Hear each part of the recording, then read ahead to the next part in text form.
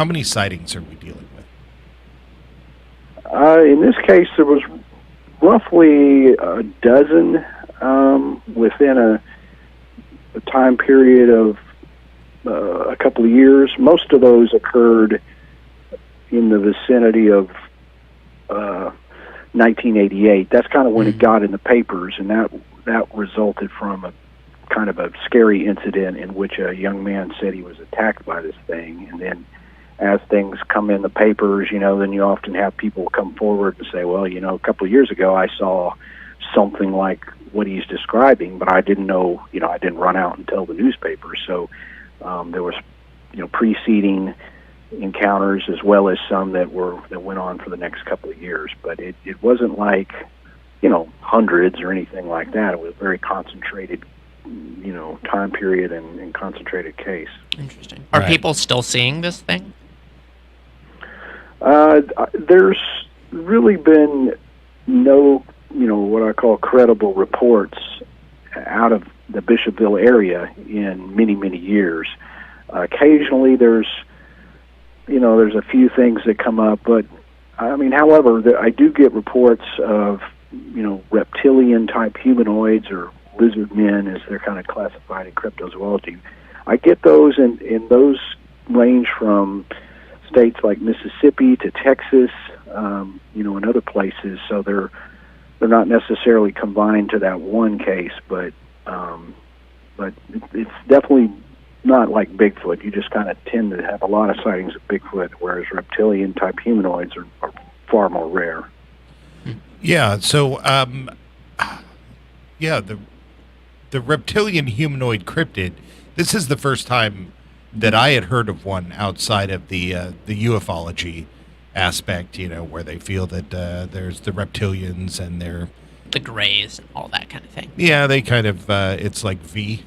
Remember V from the 80s with the masks? Oh, yeah. Yes. Mm-hmm. So that's kind of how I feel about ufology reptilians. But I thought this one was really interesting, of course, because I love the swamp thing. I like it. I like myself some doom and gloom, and the swamp seems like the perfect place for that, and a perfect place for these things to hide. In any of these sightings, was there close-up contact?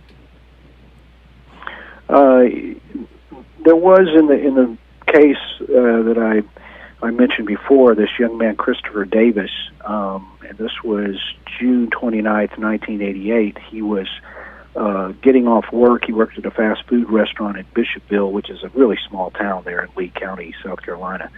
And it was like 2 a.m., and he had to drive through this kind of desolate section of Scape swamp en route to his home. And when he was out there, he had the unfortunate thing of having a flat tire, and so he kind of pulled off the road. And he's too far to walk home, and it's super scary out there anyway, regardless of a lizard man. And he had just finished changing his tire, and he was putting the stuff, the blown out tire in the trunk, and he looked up, and just in the moonlight, he could see something coming at him through the fennel grass there, and it was on two legs. And of course, he first thought it was a person, which is, scary anyways, because he's in the middle of a swampy area. And but as it got closer, he felt or saw that it didn't look human. It looked to be scaly, and had the three fingers, and no hair. And at that point, he just jumped into the car, started it up, and started trying to take off. And this thing, it was pretty quick and reached him by then, and was reaching in to try to grab him. And he, hit the gas pedal and was racing off, and the thing kind of fell off the car and was still in pursuit of him on the road as he drove off, and jumped on the back of the car and, tried to get in there. And, he managed to swerve a few times and lose it and blaze off into the night.